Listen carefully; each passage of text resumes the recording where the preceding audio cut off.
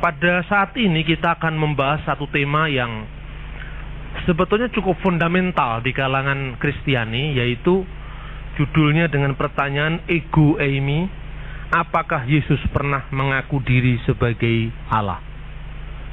Kalau dalam Alkitab Yesus mengatakan saya adalah Tuhan, saya adalah guru dan Tuhan, memang banyak sekali. Tapi kata langsung Yesus mengatakan saya adalah Allah memang tidak ada dalam Alkitab. Beberapa saat lalu, mungkin 1 bulan lalu atau 1,5 bulan yang lalu, tabloid Gloria memuat sebuah artikel yang ditulis oleh seorang yang mengaku diri sebagai kristolog dari Madura, dan dia adalah seorang Muslim. Dalam artikelnya yang persis sama dengan judulnya yang saya tulis ini, dia mengatakan bahwa, katanya dia, dari penelitian dia atas seluruh teks kitab suci Perjanjian Baru, tidak ada pengakuan eksplisit Yesus bahwa dia mengaku sebagai God, sebagai Allah. Kalau Lord banyak, God tidak pernah, katanya. Nah, oleh karena itu dia menyimpulkan bahwa mengilahikan Yesus atau membuat Yesus sebagai Allah itu bertentangan dengan kitab Injil sendiri atau Perjanjian Baru sendiri.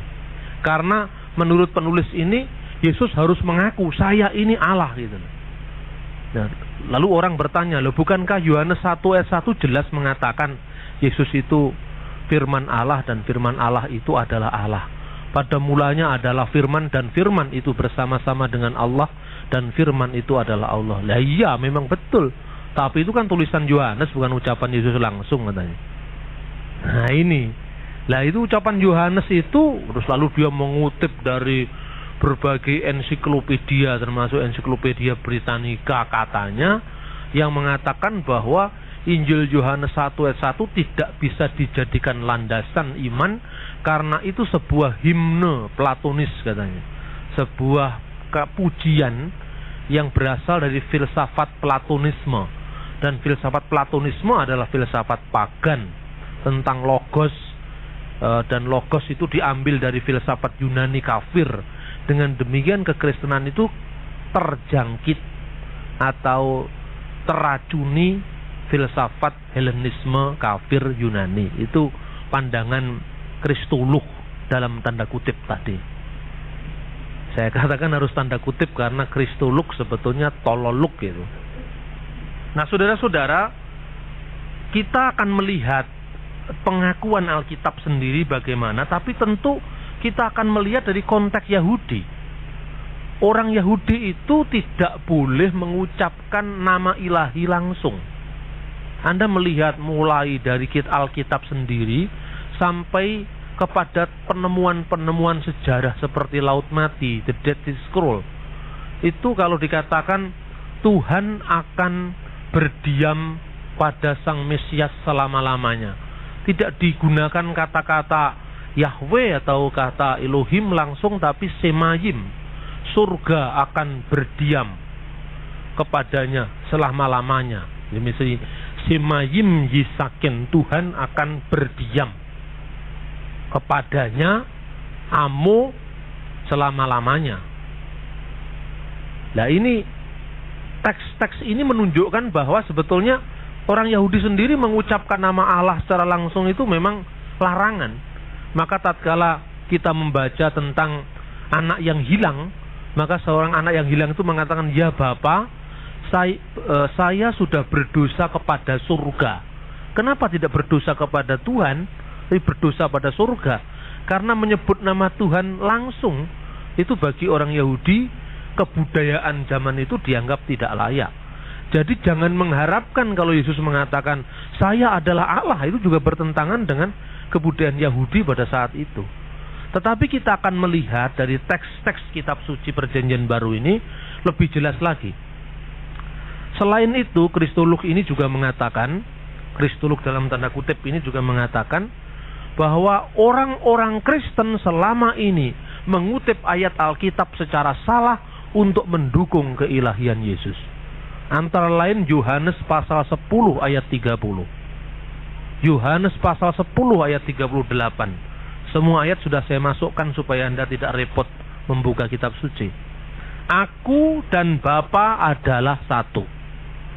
Ayat 38, percayalah akan pekerjaan-pekerjaan itu, supaya kamu boleh mengetahui bahwa Bapa di dalam aku dan aku di dalam Bapa. Lah, katanya orang Kristen kalau Yesus mengatakan saya dan Bapa adalah satu, berarti Yesus satu dengan Sang Bapa. Berarti inilah doktrin keilahian Yesus, karena satunya Yesus dengan Allah adalah satu dalam ketritunggalan bersama dengan Roh Kudus. Kalau dua ayat ini dipakai, kata dia, bagaimana dengan Yohanes pasal 17 ayat 21?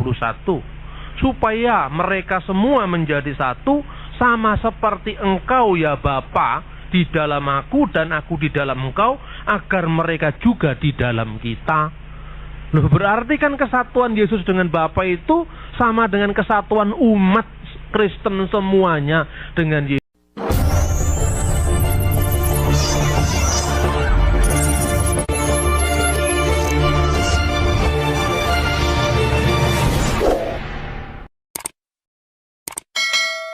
Pada saat ini kita akan membahas satu tema yang sebetulnya cukup fundamental di kalangan Kristiani, yaitu judulnya dengan pertanyaan ego eimi, apakah Yesus pernah mengaku diri sebagai Allah?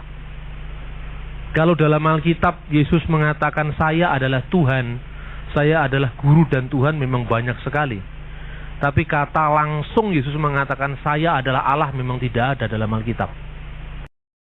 Beberapa saat lalu, mungkin 1 bulan lalu atau 1,5 bulan yang lalu, tabloid Gloria memuat sebuah artikel yang ditulis oleh seorang yang mengaku diri sebagai kristolog dari Madura, dan dia adalah seorang Muslim. Dalam artikelnya yang persis sama dengan judulnya yang saya tulis ini, dia mengatakan bahwa, katanya dia, dari penelitian dia atas seluruh teks kitab suci Perjanjian Baru, tidak ada pengakuan eksplisit Yesus bahwa dia mengaku sebagai God, sebagai Allah. Kalau Lord banyak, God tidak pernah, katanya. Nah, oleh karena itu dia menyimpulkan bahwa mengilahikan Yesus atau membuat Yesus sebagai Allah itu bertentangan dengan kitab Injil sendiri atau Perjanjian Baru sendiri. Karena menurut penulis ini Yesus harus mengaku saya ini Allah gitu. Nah, lalu orang bertanya, loh bukankah Yohanes 1 ayat 1 jelas mengatakan Yesus itu firman Allah dan firman Allah itu adalah Allah. Pada mulanya adalah firman dan firman itu bersama-sama dengan Allah dan firman itu adalah Allah. Lah iya, memang betul. Tapi itu kan tulisan Yohanes, bukan ucapan Yesus langsung, katanya. Nah ini, lah itu ucapan Yohanes itu, terus lalu dia mengutip dari berbagai ensiklopedia, termasuk ensiklopedia Britannica katanya, yang mengatakan bahwa Injil Yohanes 1 ayat 1 tidak bisa dijadikan landasan iman, karena itu sebuah himne Platonis, katanya. Sebuah pujian yang berasal dari filsafat Platonisme, dan filsafat Platonisme adalah filsafat pagan tentang logos, dan logos itu diambil dari filsafat Yunani kafir. Dengan demikian kekristenan itu terjangkit atau teracuni filsafat Helenisme kafir Yunani. Itu pandangan kristolog dalam tanda kutip tadi. Saya katakan harus tanda kutip karena kristolog sebetulnya tololog gitu. Nah, saudara-saudara, kita akan melihat pengakuan Alkitab sendiri bagaimana, tapi tentu kita akan melihat dari konteks Yahudi. Orang Yahudi itu tidak boleh mengucapkan nama ilahi langsung. Anda melihat mulai dari Alkitab sendiri sampai kepada penemuan-penemuan sejarah seperti Laut Mati, The Dead Sea Scroll. Itu kalau dikatakan Tuhan akan berdiam pada Sang Mesias selama-lamanya.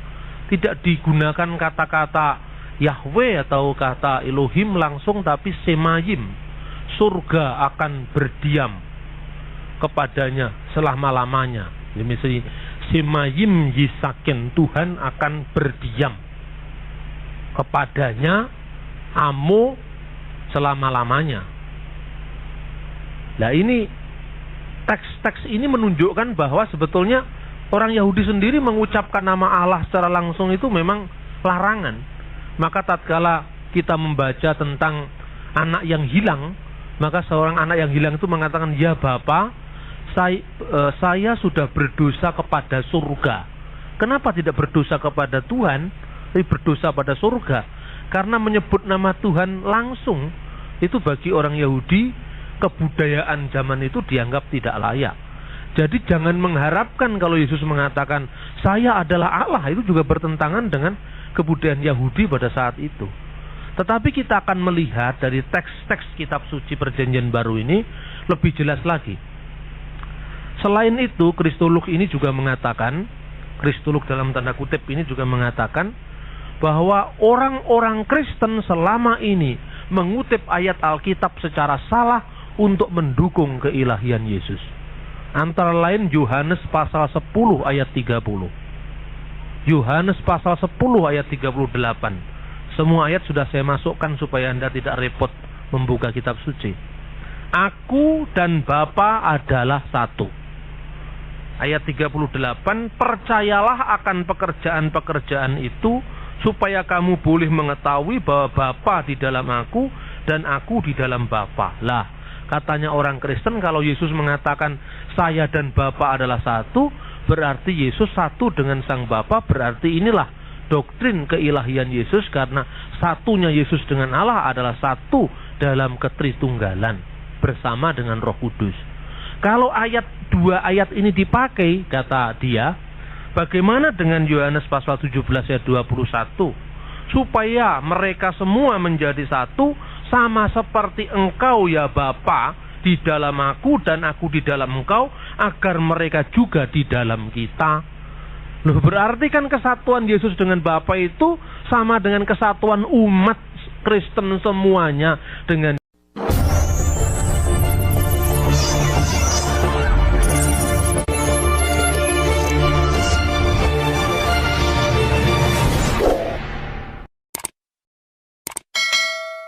pada saat ini kita akan membahas satu tema yang sebetulnya cukup fundamental di kalangan Kristiani, yaitu judulnya dengan pertanyaan ego eimi, apakah Yesus pernah mengaku diri sebagai Allah? Kalau dalam Alkitab Yesus mengatakan saya adalah Tuhan, saya adalah guru dan Tuhan, memang banyak sekali. Tapi kata langsung Yesus mengatakan saya adalah Allah memang tidak ada dalam Alkitab. Beberapa saat lalu, mungkin 1 bulan lalu atau 1,5 bulan yang lalu, tabloid Gloria memuat sebuah artikel yang ditulis oleh seorang yang mengaku diri sebagai Kristolog dari Madura, dan dia adalah seorang Muslim. Dalam artikelnya yang persis sama dengan judulnya yang saya tulis ini, dia mengatakan bahwa, katanya dia, dari penelitian dia atas seluruh teks kitab suci Perjanjian Baru, tidak ada pengakuan eksplisit Yesus bahwa dia mengaku sebagai God, sebagai Allah. Kalau Lord banyak, God tidak pernah, katanya. Nah, oleh karena itu dia menyimpulkan bahwa mengilahikan Yesus atau membuat Yesus sebagai Allah itu bertentangan dengan kitab Injil sendiri atau Perjanjian Baru sendiri. Karena menurut penulis ini Yesus harus mengaku saya ini Allah gitu. Nah, lalu orang bertanya, loh bukankah Yohanes 1 ayat 1 jelas mengatakan Yesus itu firman Allah dan firman Allah itu adalah Allah. Pada mulanya adalah firman dan firman itu bersama-sama dengan Allah dan firman itu adalah Allah. Lah iya, memang betul. Tapi itu kan tulisan Yohanes, bukan ucapan Yesus langsung, katanya. Nah ini, lah itu ucapan Yohanes itu, terus lalu dia mengutip dari berbagai ensiklopedia, termasuk ensiklopedia Britannica katanya, yang mengatakan bahwa Injil Yohanes 1 ayat 1 tidak bisa dijadikan landasan iman Karena itu sebuah himne platonis katanya.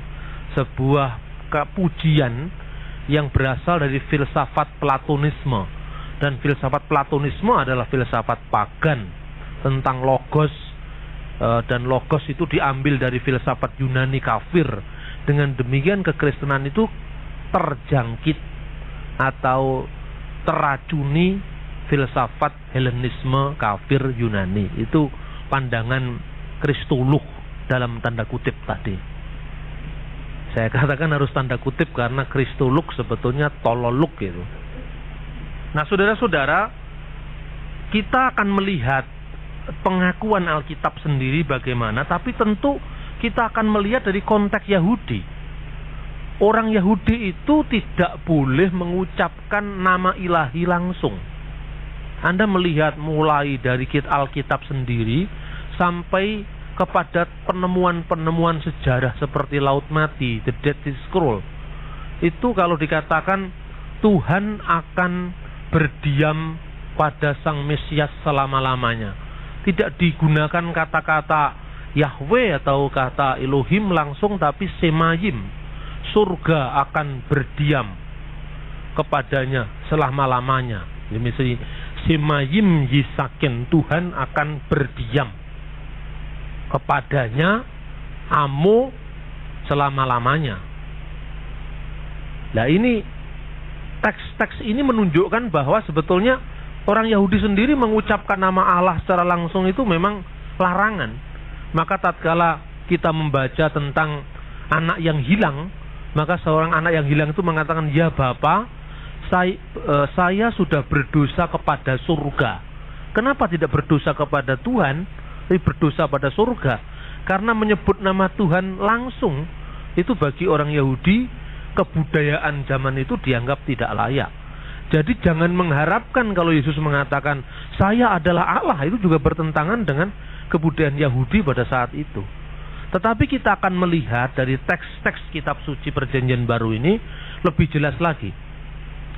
Selain itu, Kristolog ini juga mengatakan, Kristolog dalam tanda kutip ini juga mengatakan bahwa orang-orang Kristen selama ini mengutip ayat Alkitab secara salah untuk mendukung keilahian Yesus. Antara lain Yohanes pasal 10 ayat 30. Yohanes pasal 10 ayat 38. Semua ayat sudah saya masukkan supaya Anda tidak repot membuka kitab suci. Aku dan Bapa adalah satu. Ayat 38, percayalah akan pekerjaan-pekerjaan itu, supaya kamu boleh mengetahui bahwa Bapa di dalam aku dan aku di dalam Bapa. Lah, katanya orang Kristen kalau Yesus mengatakan saya dan Bapa adalah satu, berarti Yesus satu dengan Sang Bapa. Berarti inilah doktrin keilahian Yesus, karena satunya Yesus dengan Allah adalah satu dalam ketritunggalan bersama dengan Roh Kudus. Kalau dua ayat ini dipakai, kata dia, bagaimana dengan Yohanes pasal 17 ayat 21? Supaya mereka semua menjadi satu, sama seperti engkau ya Bapa di dalam aku dan aku di dalam engkau, agar mereka juga di dalam kita. Loh, berarti kan kesatuan Yesus dengan Bapa itu sama dengan kesatuan umat Kristen semuanya dengan Yesus, Yesus dengan Bapa. Berarti tidak hanya ada Tritunggal, tapi ada tak terhingga yang tunggal. Ya kan?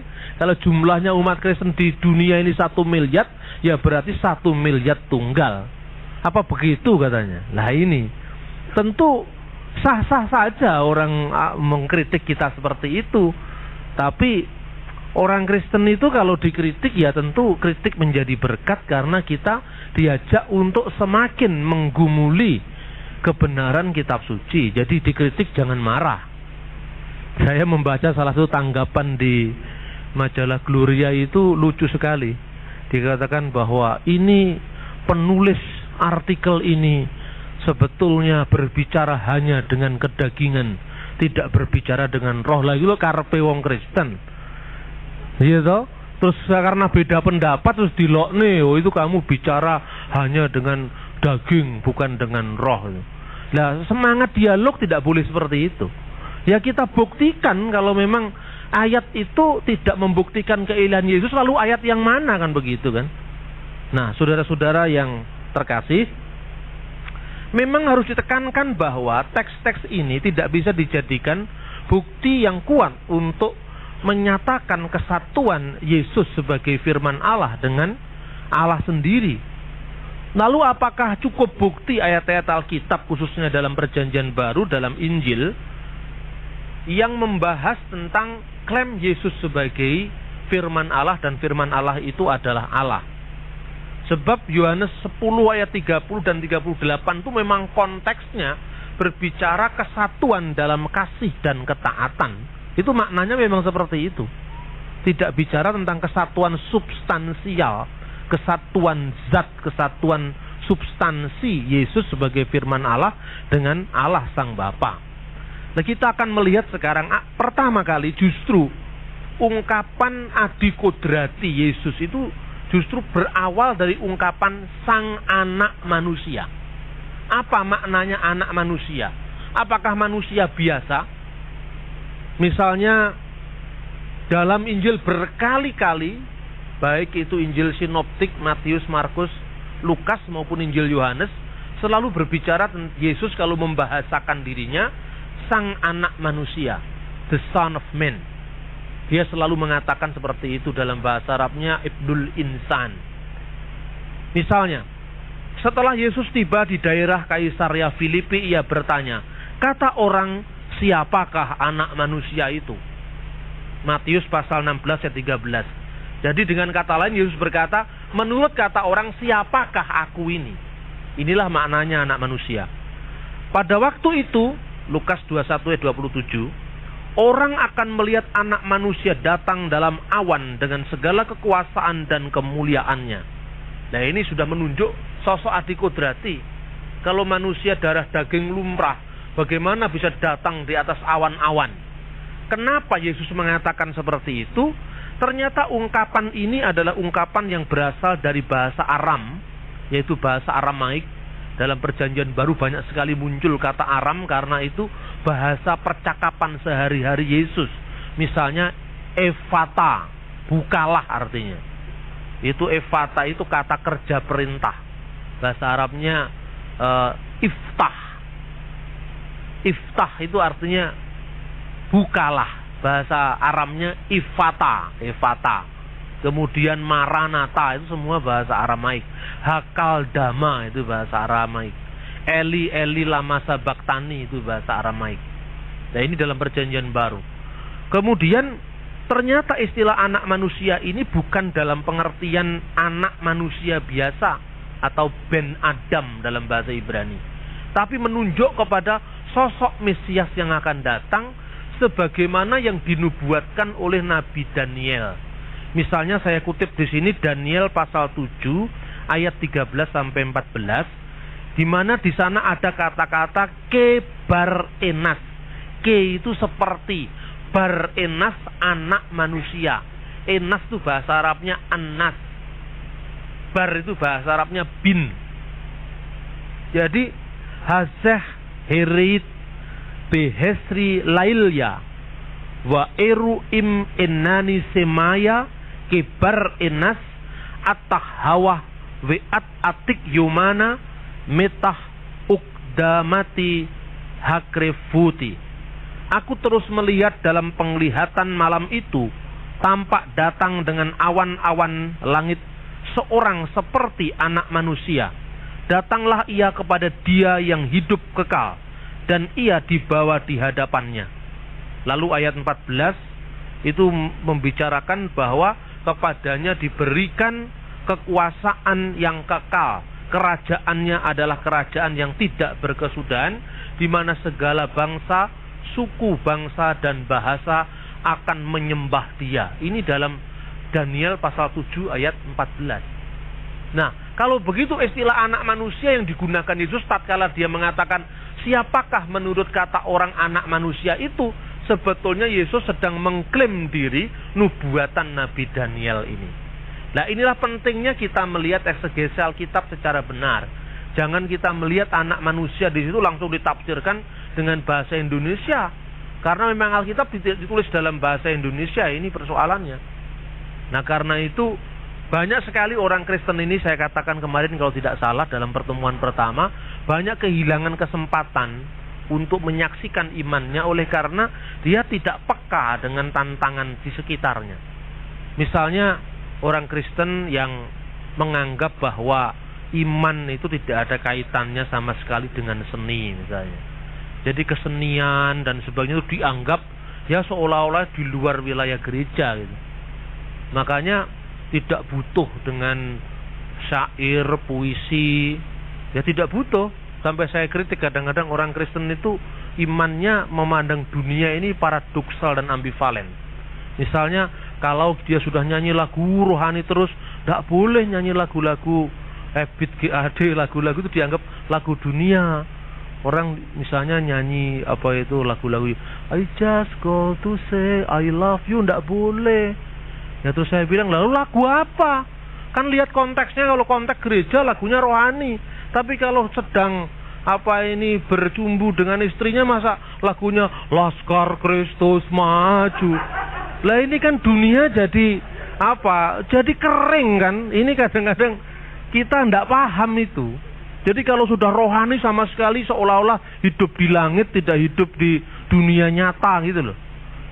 Jadi gini ini malah bahaya. Karena apa? Karena dia menghadapi hidup ini monoton.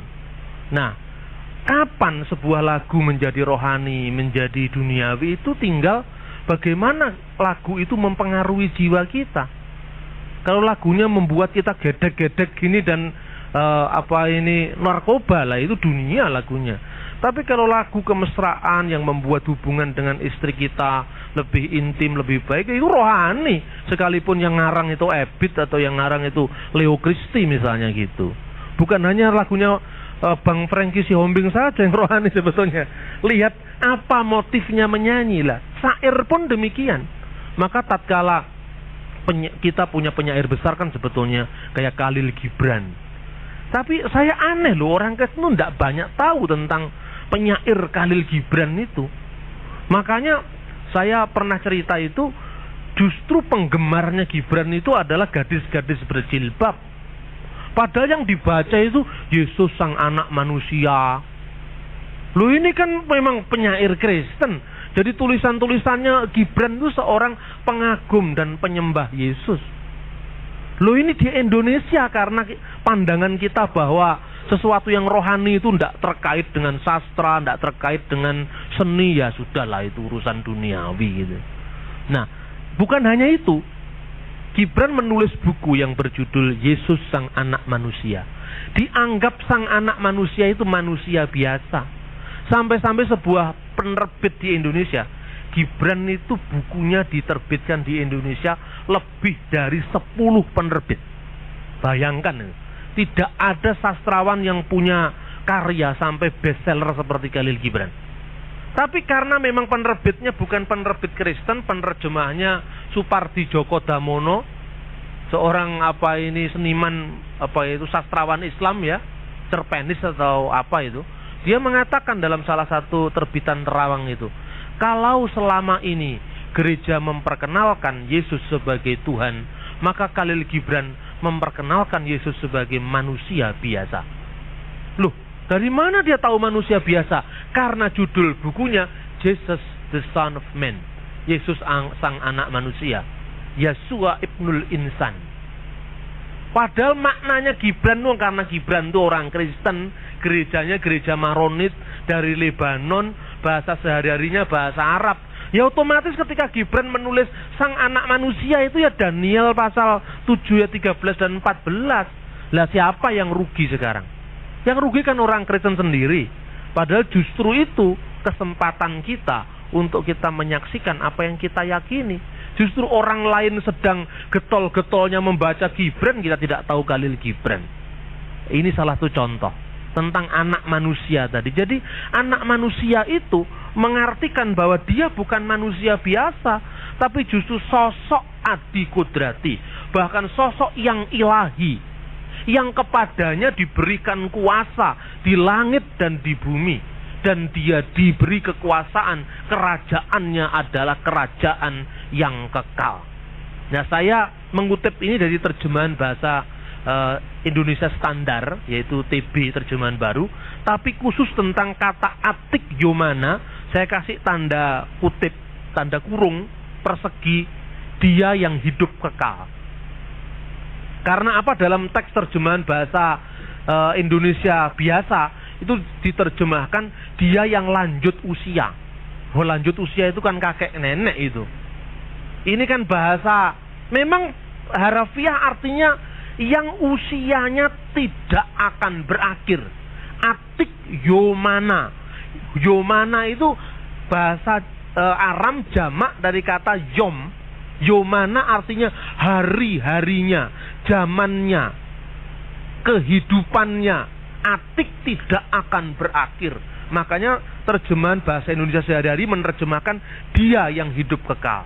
Kalau mungkin orang gereja pahamlah, kalau Anda di gereja kemudian ada PA gitu, dia yang lanjut usia, itu Allah Bapa asal tidak digambar rambutnya putih saja.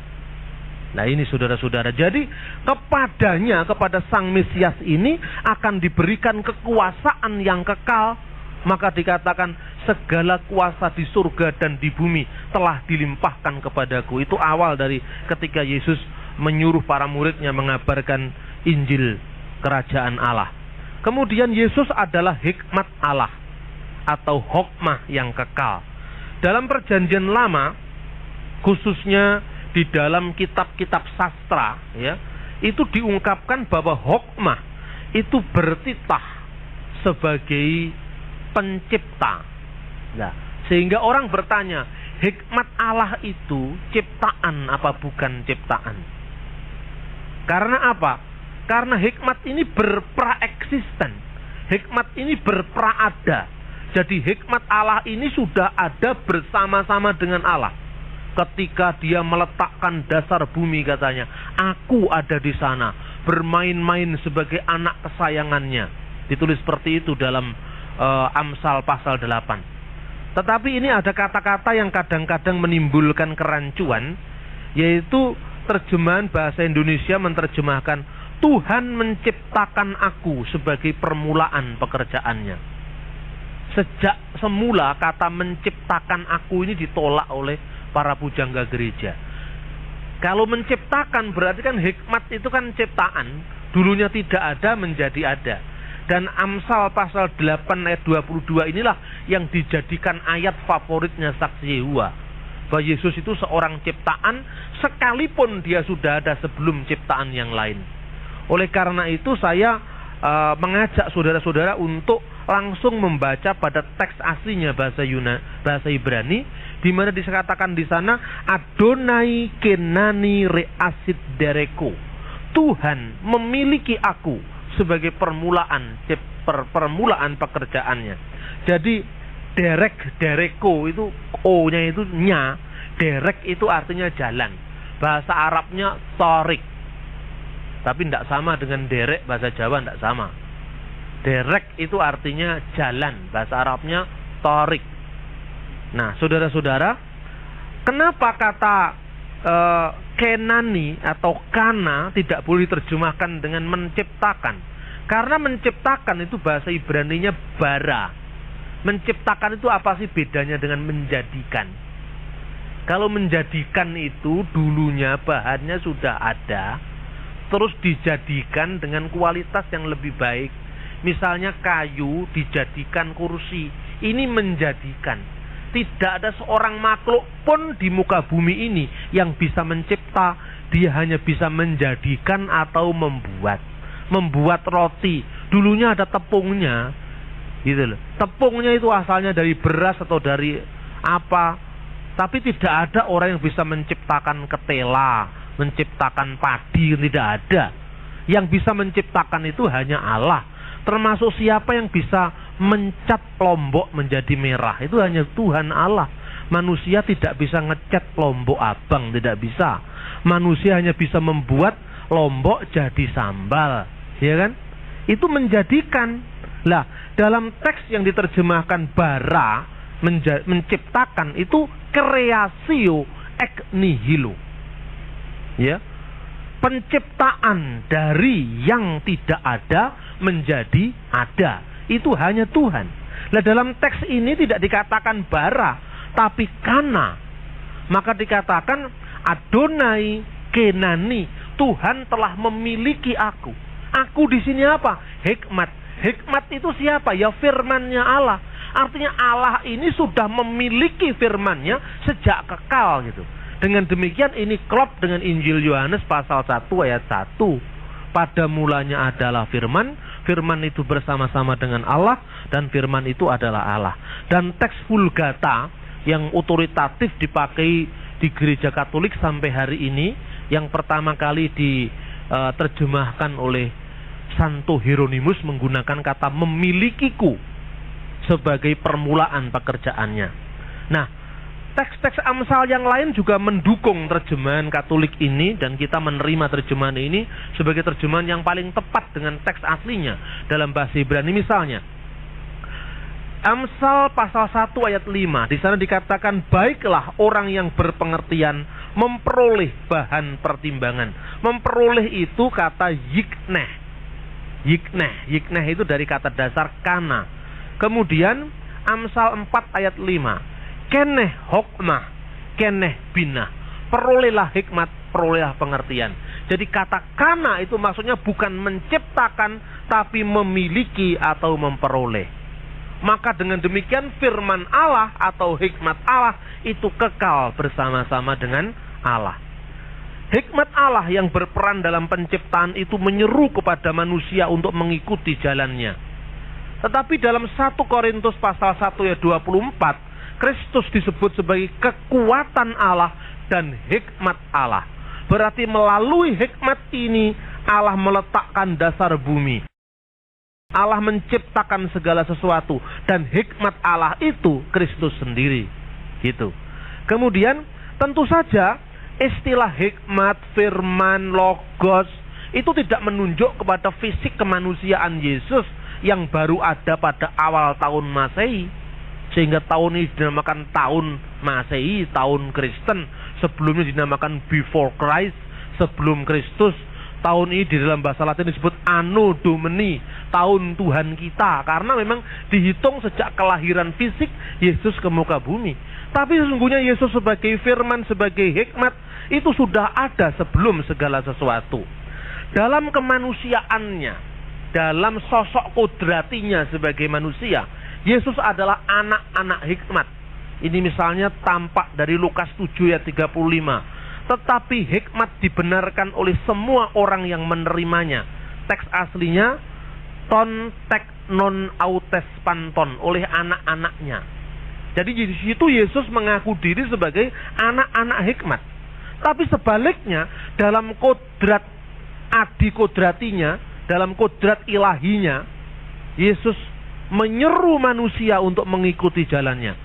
Dan ungkapannya tidak mungkin diucapkan oleh kecuali sang hikmat sendiri. Misalnya dia mengatakan, marilah padaku semua yang letih lesu dan berbeban berat, aku akan memberikan kelegaan kepadamu.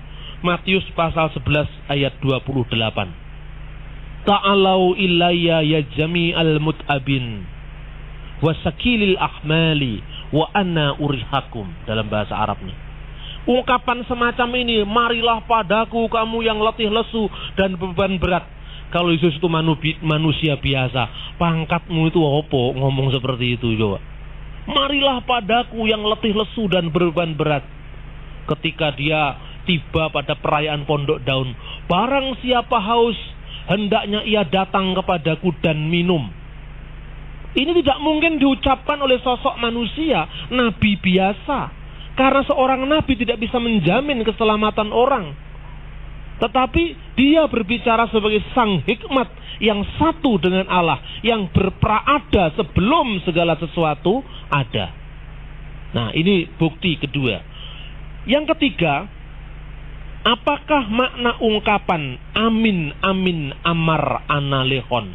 Ini ungkapan dalam bahasa Aramaik. Semua nabi mengajarkan firman yang diterimanya dari Allah. Itu jelas ya. Nabi itu juru bicara Allah yang olehnya Allah memberikan firman-firman. Seperti ungkapan misalnya dalam bahasa Ibrani itu Veyomer Adonai alai, dan berfirmanlah Tuhan kepadaku. Misalnya lagi ketika Tuhan mengutus Yunus, di situ dikatakan dalam Alkitab, datanglah firman Tuhan kepada Yunus, wajehi dafar Adonai el Yonah misalnya. Jadi firman Tuhan datang pada Yunus, Yunus berkata demikian. Firman Tuhan datang pada Yesaya, Yesaya menyampaikan demikian. Firman Tuhan datang pada Yehezkiel, dan Yehezkiel atas nama Tuhan berbicara demikian. Dan biasanya ketika nabi-nabi itu berbicara, maka kata amin selalu ditaruh di belakang. Yesus pun ketika berbicara tentang doa Bapa kami, karena diajarkan kepada umat, karena umat yang disuruh berdoa, maka aminnya juga dari belakang. Jadi standarnya kata amin itu selalu di belakang sabda Nabi. Misalnya Daud berkata, berdoa, terpujilah Tuhan Allah Israel dari selama-lamanya sampai selama-lamanya. Amin, ya amin. Aminnya selalu di belakang. Bahasa Yunani, bahasa Ibrani, misalnya doa di sinagog, gitu. Itu juga aminnya di belakang. Selalu tidak pernah ada amin di depan. Makanya terlalu di belakang itu Wimru, wimru, amin.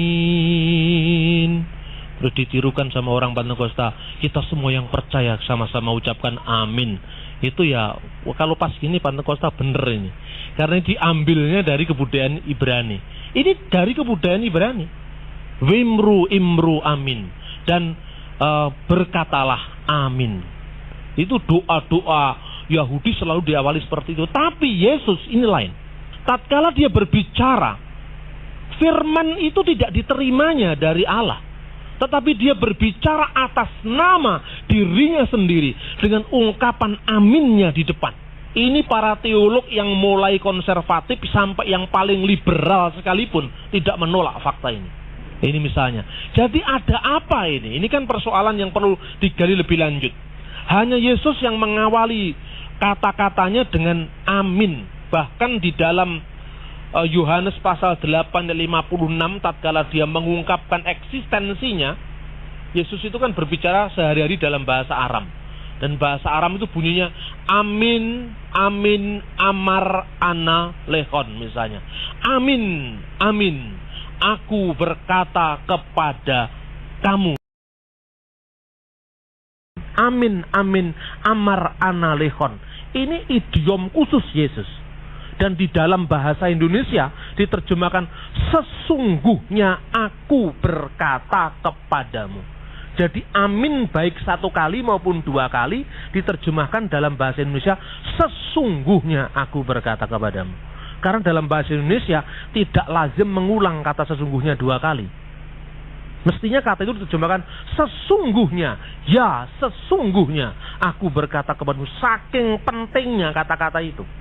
Yesus mau menunjukkan bahwa apa yang kufirmankan ini adalah dari diriku sendiri. Bukan seperti nabi-nabi lain yang difirmankan dari diri Allah. Kenapa diriku sendiri? Karena aku adalah firman Allah yang hidup. Dan firman Allah itu adalah Allah. Itu maksudnya. Di dalam bahasa Indonesia tidak mengenal ungkapan yang memutlakkan. Gini tidak ada.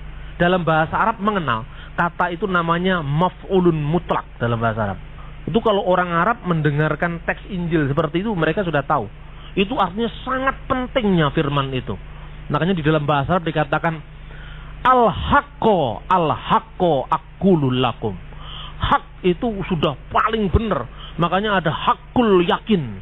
Itu kebenaran yang tidak tergugat lagi. Bukan sekedar ilmu yakin, bukan sekedar ainul yakin, tapi hakul yakin. Yesus selalu berkata dengan amin di depan, diterjemahkan dalam bahasa Arab al-haqqo, al-haqqo aqulul lakum. Dan itu kalau di dalam gereja-gereja Arab itu dingajikan toh, namanya mulahan Injil.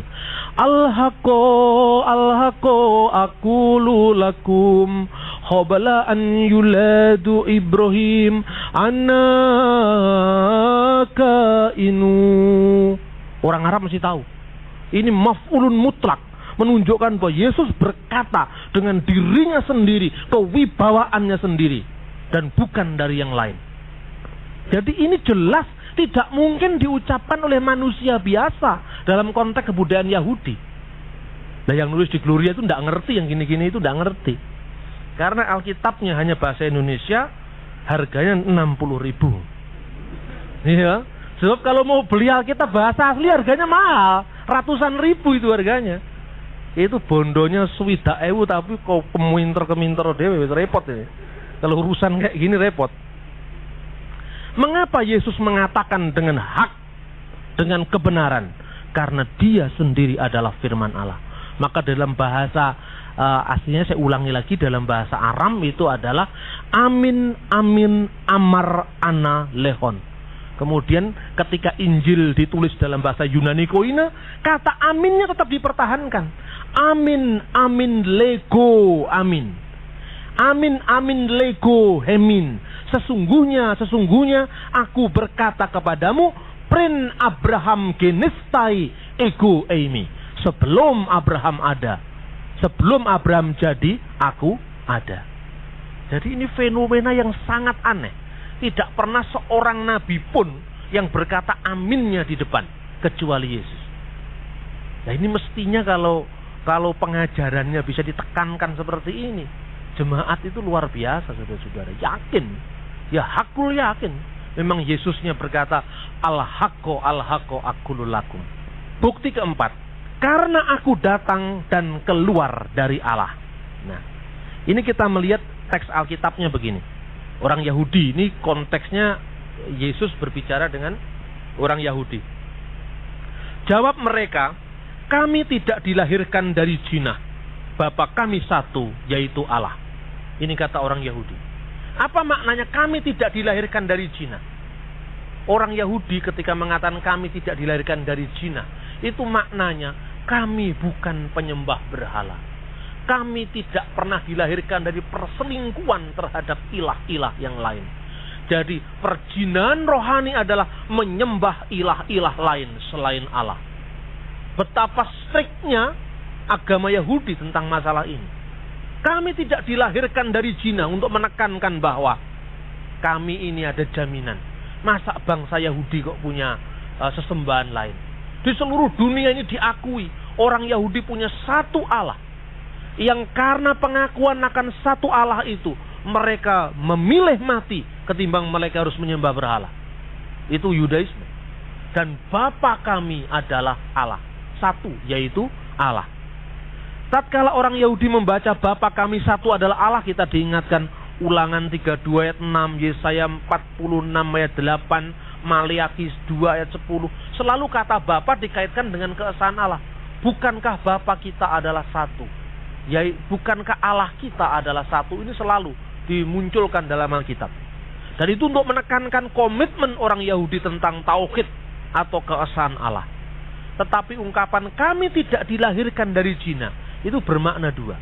Yang mengatakan, hei Yesus, kamu mengatakan saya menuruti Bapakku sendiri. Dalam hal ini iblis. Mengapa? Karena orang Yahudi mau membunuh Yesus. Yesus menekankan, kamu menuruti keinginan Bapamu sendiri. Karena itu kamu mau membunuh saya. Kamu menuruti keinginan Bapamu, Bapak segala pembunuh, yaitu iblis. Orang Yahudi marah. Kami tidak dilahirkan dari zina. Bapa kami hanya satu, yaitu Allah. Tapi orang Yahudi mengatakan, kami tidak dilahirkan dari zina. Itu makna gandanya adalah, kamu sendiri bagaimana? Gitu loh. Yesus itu diyakini oleh gereja purba seorang yang lahir dari benih ilahi, sehingga dia tidak punya bapak. Lahir dari seorang perawan. Makanya lahir dari seorang ibu tanpa bapak. Lah kamu sendiri bagaimana? Makanya orang Yahudi sejak zaman Yesus sampai zaman sekarang punya naskah yang namanya kitab Talmud, bagian yang namanya Toledot Yesu, keturunan Yesus. Orang Yahudi mengembangkan sebuah paham bahwa Yesus itu adalah anak haram, hasil perselingkuhan Maryam dengan seorang perwira Romawi yang namanya Pandera. Makanya Yesus disebut sebagai Ben Pandera, anak Pandera. Itu yang disebutkan dalam kitab Yahudi, kitab Talmud, dalam bab Toledot Yesu. Sampai hari ini. Jadi kalau Anda dalam dialog orang Islam tidak mau mengakui Yesus sebagai anak Allah, ya jangan marah. Wong Yahudi aja tidak percaya Yesus itu manusia yang baik karena lahir dari Cina, Anda malah dukung-dukung Israel. Kenapa harus marah dengan orang Islam? Orang Islam hanya tidak mengakui dia sebagai Tuhan, tapi mengakui dia sebagai Nabi yang mulia, yang utama, bahkan kalimatullah. Tinggal mengembangkan saja sebuah pendekatan teologis. Lalu kalimat Allah itu statusnya apa? Firman Allah itu kan gitu. Jadi jangan gampang ngamuan. Orang Kristen itu ojo ngamuan, ojo nesuan, ojo gumunan, ojo goblok. Yang terakhirnya tidak enak. Tapi enak sekali kalau mengucapkannya itu. Nah, saudara-saudara, lalu memang kata-kata ini sindiran bagi orang Yesus waktu itu. Tapi sebetulnya ini juga senjata makan tuan. Karena apa? Kata pandera itu sebenarnya perusakan, permainan nakal dari tangannya orang Yahudi yang jahil. Justru menunjukkan memang Yesus itu dilahirkan dari seorang perawan. Karena kata pandera itu pelecehan dari kata atau pelesetan dari kata parthenos. Parthenos itu artinya perawan. Di Injil Matius pasal 1 ayat 23, seorang anak dara akan melahirkan. Dan anak itu dinamakan Immanuel, yang artinya Allah beserta kita. Itu parthenos. Nah, kata parthenos itu diplesetkan sama orang Yahudi dengan pandera. Dan orang Yahudi itu memang sering meleset-melesetkan seperti itu. Kata parthenos diplesetkan jadi pandera. Justru itu merupakan bukti bahwa Yesus itu secara historis memang dicatat lahir dari seorang perawan. Saudara-saudara yang terkasih, oleh karena itu tatkala Yesus mengatakan bahwa kamu sendiri adalah lahir dari Cina, kira-kira seperti itu. Yesus ayat 42 pasal yang sama, dia langsung mengatakan, jikalau Allah adalah Bapamu, kamu akan mengasihi aku, sebab aku datang dan keluar dari Allah. Aku datang dan keluar dari Allah. Dalam bahasa aslinya ego gar ekto teu exelton. Jelas-jelas menunjuk kepada asal usul ilahi Yesus. Karena kata keluar itu menunjukkan satu yang metafisik. Allah itu roh. Yang keluar dari Allah yang adalah roh, roh juga. Matahari. Yang keluar dari matahari, matahari juga. Tidak mungkin matahari mengeluarkan sinar lampu sentir. Matahari ya sinarnya matahari. Inilah sebabnya Konsili Nikea akhirnya memutuskan Yesus itu adalah Allah dari Allah, terang dari terang, Allah sejati dari Allah sejati. Seperti terang matahari yang memancar dari wujud matahari, maka sehakikat dengan matahari. Itu maknanya. Nah, lalu aku yang keluar dari Allah ini aku siapa? Bukan aku Yesus dalam fisik manusia. Sebab aku Yesus sebagai fisik manusia keluarnya dari perutnya Ibunda Maryam. Maka Yesus disebut buah rahim Maryam. Disebut Ibnu Maryam, anaknya Maryam. Itu fisik darah dagingnya. Tapi Yesus yang sudah ada sebelum Abraham, Yesus yang dikatakan sebagai keluar dari Allah, itu Yesus sebagai firman Allah, dan firman Allah itu adalah Allah. Maka tatkala orang Yahudi mengatakan bahwa umurmu belum sampai 50 tahun. Bagaimana kamu mengatakan Abraham melihat hariku dan dia bersuka cita? Apa maknanya Abraham melihat hari-hariku? Bagi orang Yahudi sangat tahu bahwa Abraham itu menjadi bapak orang beriman. Afhama aminim bahasa Ibrani, Abul Mukminin bahasa Arab. Bapak orang-orang beriman. Melalui engkau semua bangsa akan diberkati, firman Tuhan kepada Abraham. Dan ini menyangkut nubuatan akan lahirnya Mesias yang lahir dari benih Abraham. Nah, tatkala dikatakan Abraham bersuka ketika melihat hariku, ini maknanya kalau bagi orang Yahudi, seolah-olah Abraham itu melihat dari Firdaus, seperti pertemuan Ibrahim dengan Lazarus, seperti itu loh. Itu gambaran yang bersifat eskatologis bagi orang Yahudi. Dan Abraham melihat dan mengatakan, terima kasih Tuhan, janjimu kepadaku dulu bahwa melalui engkau seluruh bangsa akan diberkati, sekarang sudah digenapi. Saya melihat keturunanku secara daging, yaitu Yesus sudah hadir di sana.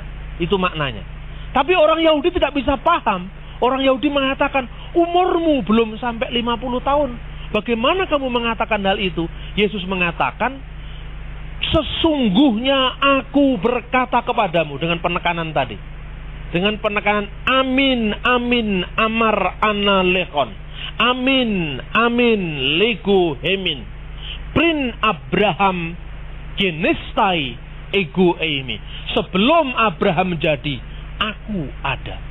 Bukan sekedar amin di depan dengan penekanan sebelum Abraham menjadi, aku sudah ada. Tapi kata yang diterjemahkan ego eimi, ini luar biasa.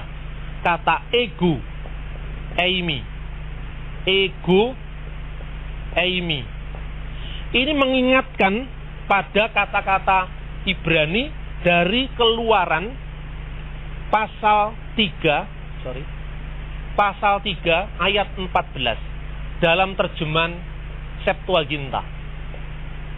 Septuaginta adalah Alkitab terjemahan bahasa Yunani yang dibuat sebelum masa Kristus. Nah, Septuaginta ini menerjemahkan kata Allah dalam kata sabda Allah di dalam Keluaran 3 ayat 14, Ehyeh Asher Ehyeh. Aku ada yang aku ada, atau aku adalah aku.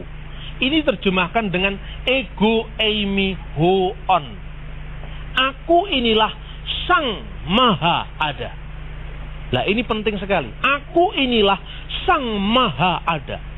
Jadi Tuhan itu bukan sekedar ada seperti adanya manusia. Setelah Koid mati, habis riwayatnya. Tuhan dulu ada, sekarang ada, dan seterusnya akan ada. Maka di dalam 3 aspek waktu inilah menunjukkan kekekalan Allah. Ego eimi hoon. Aku inilah Sang Maha Ada. Maknanya Ehyeh Asher Ehyeh. Dan ini firman siapa? Firman Yahweh sendiri dalam Keluaran pasal 3:14. Jadi Yesus mengatakan, Prin Abraham genestai ego eimi, itu ungkapan sabda Allah ditempatkan dalam dirinya. Karena Yesus sendiri adalah pengejawantan dari firman yang menjadi daging. Jadi tidak usah harus mengatakan, ayo dicari di Alkitab, aku ini Allah, ora enek ngono iku. Ini kan omongannya wong bodoh, tidak mengerti sejarah, tidak mengerti kebudayaan Yahudi. Memang tidak ada yang diungkapkan seperti di Alkitab. Tapi seluruh ayat-ayat Alkitab yang merujuk pada kata Yesus itu bisa dibuktikan. Kata ego eimi hoon itu menunjuk kepada aku ada yang aku ada. Dan itulah nama Allah, artinya nama Yahweh. Wahyu 1 ayat 8. Aku adalah Alfa dan Omega, firman Tuhan Allah yang Maha Kuasa, yang ada dan yang sudah ada dan yang akan datang. Dulu sebelum langit bumi tercipta, sebelum bumi dihamparkan, sebelum laut diciptakan, sebelum langit dibentangkan, Dia ada. Karena Dia penyebab segala yang ada. Dunia sekarang yang sudah ada, tatkala manusia berada dalam kesulitan, tatkala manusia berada dalam kehidupan dengan segala kompetensinya, dengan segala dinamikanya, Allah sekarang ini ada. Tinggal kita berseru kepada namanya atau tidak. Nanti ketika kita mati, manusia ini diikat oleh faktor ruang dan waktu. Kita dulu kecil, kemudian remaja, kemudian pemuda, kemudian dewasa. Oh, betapa masih seperti kemarin tatkala saya berusia 30 tahun. Oh, sekarang sudah tambah 10 tahun. Nanti 10 tahun lagi kita kemudian ketemu, waduh, rambutmu putih kabeh dadi Pak Kaji. Betapa cepatnya kehidupan kita berlalu. Dan ketika kita sudah masuk ke liang lahat dan akhirnya kita jadi tanah, Dia tetap ada. Inilah maknanya kekekalan nama Yahweh. Loh, Yesus itu kalau manusia biasa pangkatnya opo? Ngomong sebelum Abraham jadi, aku adalah Yahweh, aku adalah yang Maha Ada. Tidak mungkin ini. Saksi Yehova itu kesulitan dengan ayat ini. Saya membaca ayat-ayat yang penting dalam Alkitab. Lalu dia mengatakan, ada penafsir yang mengatakan kata ego eimi dalam Yohanes pasal 8:56 ini menunjuk kepada nama Yehova. Tidak demikian. Ini penafsiran yang terlalu jauh, kata saksi Yehova. Karena kata aku ada ini hanya menunjuk bahwa Yesus sudah berpraada sebelum Ibrahim. Terbukti karena orang Yahudi mengatakan umurmu belum 50 tahun loh. Membangun argumen kok malah melok Yahudi sih nggak percaya. Loh ini kan justru senjata makan tuan. Orang Yahudi itu salah paham ketika Yesus mengatakan Abraham bersuka melihat hariku, ini menunjukkan dimensi kekekalan. Orang Yahudi salah paham dan dia mengatakan, loh kamu itu siapa kok mengatakan sebelum Abraham ada, Abraham melihat harimu, umurmu belum 50 tahun. Loh justru kesalahpahaman Yahudi ini dipakai argumen saksi Yehova. Makanya saksi Yehova itu secara logika agak tidak waras. Dan ini perlu diluruskan. Lah cara meluruskan apabila kita memahami perspektif teologis, historis, semuanya lengkap dengan yang dikatakan dalam Alkitab. Dengan demikian, maka jelas bahwa klaim Yesus bahwa dia sendiri sebagai firman Allah dan firman Allah itu kekal bersama Allah terjawab sudah.